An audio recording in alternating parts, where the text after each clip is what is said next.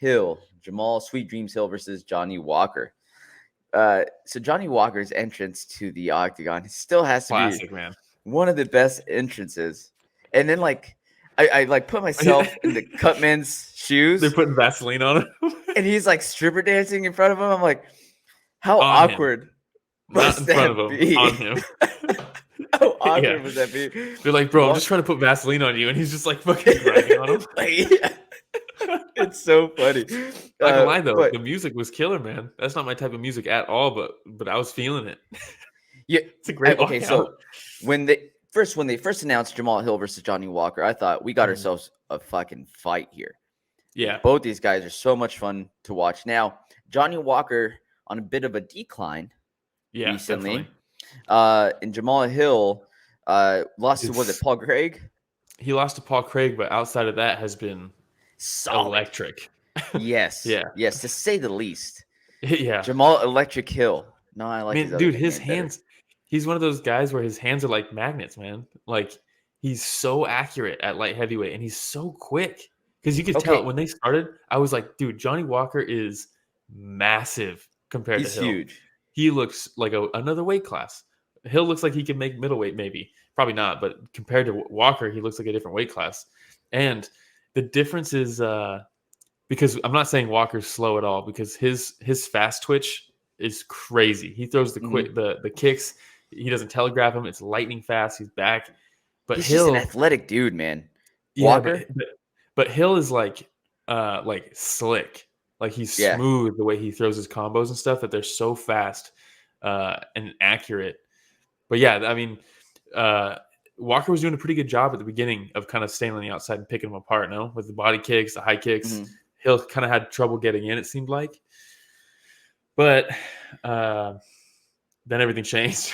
Well, you know, something that I noticed with there's the picture right there of him getting knocked out. We'll talk about that in a second. But the thing with Johnny Walker is he was throwing some feints, right? Mm-hmm. And what I noticed, if you go back and watch it, there's a few times where he throws like a lazy jab with the right straight, like almost like as a feint. Like, he's not putting too much behind it, but just to give Jamahal Hill some different looks. And Jamahal Hill, that's exactly what Jamahal Hill timed on that last right hook that he hit him with. It was a lazy combo, and he gets clocked right on the temple, man. Dude, and he's not out by any means after that right hook, but his body shut down. Yeah, it was it was weird because the way he like kind of fell forward, and then you could see it like come up from his feet and shoot up his body, and he just like sprang back. But and I thought like, oh, he's out cold. But then you see his arm as he's falling back reach back for the fence. Yeah. So I was like, man, knockout. So he was conscious. Crazy, man. Well, I mean, I don't know how conscious he was. Yeah, semi-conscious. But you see him, like you said, try to break his fall. His eyes are still open. And then he breaks it with his neck. With that giant right. Boom. Yeah. And then he goes out. Yeah, and then he's out. Man, it's crazy that I think I posted the clip of it on the Instagram and captioned it "Live by the highlight, die by the highlight," because man, Johnny Walker, he started his career. Hey, sometimes you're the hammer, sometimes you're the nail. You know? But he starts his career 3-0 at the UFC with 3 first-round knockouts. Like, he has that crazy elbow against Khalil Roundtree, the spinning hook to back fist against Ledet, and then the flying knee against Serkinov, and it was like, oh, we're off to the races here. We got something here. Yeah, but then he gets knocked out by Corey Anderson. He loses a decision to Nikita Krylov. He knocks out Ryan Spann, but he got rocked pretty hard in that one too. Yep. And then since then, the loss to Santos, the loss to Hill now. And it's like, damn, man, he started off with 3-0, and now he's 1-4 since then. That's tough, man. Yeah, man, it's really tough. He was somebody that a lot of people were excited about. You know what? Who was it against after he did was it Serkinov, where he did the worm and his shoulder got dislocated? Mm-hmm. Hasn't been the same since, man. And I'm not saying it's all because of the shoulder. Yeah, I think that's a coincidence though, because you look at what also was happening. He was also trying to find a new gym, right? I think he went to TriStar. Now he's at SBG, and John Kavanagh seems like a great guy, but really outside of Conor. This is exactly what I was going to say right now, because I don't know if you saw Johnny Walker's post on Instagram. The video, he was like, yes, like the side of his head's bleeding. In the background, you have Kavanagh eating pizza, holding a proper 12. He's holding it up to the video. He's holding it up, and I'm like, what are you doing, Kavanagh?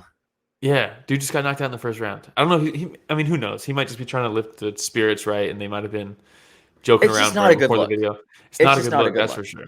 You know, his girlfriend's all sad. You know, you could tell that she's really bummed out, worried about him. He's holding her. The background, you have Kavanagh like, hey, check out this pizza and proper 12. Got me famous?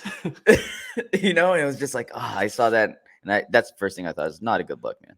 It's not a good look. And I think that's more to blame for what's been going on with Walker since. And also, don't forget that Walker, he's always been kind of a glass cannon. Even before he got to the UFC, the way he took his losses. How many did he have? He had a couple losses. What was the one where he got knocked out like 5 times in one fight? Like, that's not great for your chin. And all his wins, he never even really got the chin tested, you know? Yeah. But now we've seen, like, the Corey Anderson one-shot KO. This one was pretty much a one-shot KO. The follow-up shots sealed the deal, but they were going to call it regardless the way he fell. 100%. And the Ryan Spann fight, he got cracked in that one too and got rocked. So I think it was a matter of time, right, as he starts gaining into the higher rankings and fights some more skilled strikers. But it's tough to see, man, because he's so exciting and he's such a character. The way he slips on the steps every time he goes up to get to the weigh-ins, and everyone's like, "Oh, is he injured?" And it's like, dude, he does this every single time. He sells it so like he's hilarious, dude. So do you give him like a Kutalaba next? Fuck, dude, no. That's him getting knocked out. Crute? Maybe Crute. They tried to do that fight before already. It got canceled, and I think Crute he just had surgery on his knee or something, so he's out for like a year or something like that. I don't know, man. I don't know if he stays. He might have to fight someone unranked. I don't know. He shouldn't be. Where was he in this one? He was 10th. Yeah, fight someone unranked. Jamahal Hill was 12th. I mean, if he falls back to 12 or 13, you fight somebody unranked, and I guess that's the fight for the unranked person to see if they could break into the top 15. I think that's what you have to do. Yeah. I know Sansan was saying give him Dominic Reyes, but I don't think I like that fight for Reyes. I think Reyes wins that fight, but I don't think that Walker necessarily has earned a fight against Dominic Reyes. I agree with you. That'd be a good bounce back fight for Reyes. You know how we're saying, give Walker somebody a little bit easier to bounce back. That's kind of like what we'd be doing for Reyes if we give Reyes, Walker. You know, so. But for Hill, in my opinion, it's off to the races, man. He has proven time and time again that he is elite. He is elite. Absolutely. And so he lost to Paul Craig, who is ranked 11 right now. So who also has a win over Ankalaev. So does Jamahal Hill leap Craig now? Does Craig move up to 10? Jamahal Hill to 11? You know, I'm wondering what's going to happen here. Probably. I don't know if you go Jamahal Hill versus Nikita Krylov. Maybe Thiago Santos or Anthony Smith. I think those are probably the 2 fights that I would, if I'm Hill, I'm gunning for. I'm gunning for like leapfrogging at this point because Johnny Walker's a name, man, and they bumped this to a main event and he had a sensational knockout. If I'm Jamahal Hill, I'm like, look what I just did, right? I mean that knockout is crazy. That's going to be in every single Jamahal Hill fight. They're showing that before his fight. I was thinking about that too last night. So this is going to be a highlight reel knockout. And then I watched the knockout over and over again. And it's like, well, it's a right hook to the temple. The punch itself wasn't that crazy. You know what I mean? Like, it wasn't like a Joaquin Buckley kick or the reaction to it. Yidri Prohaska spinning back elbow. Spinning back elbow, yeah. But the reaction's what made it all. Yeah, I've never seen anybody fall like that before to a KO. Have you? He went down, and like I said, it looked like the knockout had energy in his feet that shot up his body, and you could see it like flow up, and he flew back. It's crazy. You sent that GIF. The inflatable arm. The ones that are just. I was like, that's what it was like, dude. That's pretty close. And you know what's funny is I should have bet on this because I went to Ross earlier yesterday, and as we're walking to Ross. We passed like a Sleep World or whatever with mattresses. Mahashev there? Mahashev? No. Not San Jose. But we're walking past a Sleep World or like Mattress Firm or whatever the hell it is, and it's like it just opened and it had some of those, and they're like flopping around like in our face and shit, and we're like trying to like walk through it. And it's like fuck off. But like as soon as this happened, it was like Final Destination, you know, when they like see the deaths earlier and then it happens. Should have bet on it, but dude, yeah, crazy fight, man. Yeah. I mean, and outside of that, there's not much else to cover. How about his arm? Do you think it's broken? Whose? Oh, Jamahal dude, Hill. yeah. How swollen it is? Mm-hmm. Holy smokes! That's how hard Johnny Walker kicks. Have an issue with his arm his last couple fights, huh? Yeah, dude. Even when he wins. Yeah, and I mean, Felder asked him about his arm, right? And he's like, "Man, I just got to take care of what I got to take care of. Then I want to get right back in there." Yeah, so we'll see, right? What happens? I haven't heard anything, but I doubt it's broken. But that could be like a fracture or something, you know? Could be. For sure. All right. That's what Felder talks about a lot. It's like, dude, you don't want to. I mean, it's better than eating it straight to the dome, but it's still not great blocking high kicks. Yeah, it doesn't look fun. I don't want to. Hey, everybody, Romero and Will here. Thank you so much for watching that short clip. It's just a small clip of what we covered this last Sunday. Yeah, if you want to check out the full fight card recap, the link is in the description, and it's going to be on screen at the end here. Don't forget to go back and watch our fighter interviews that we have.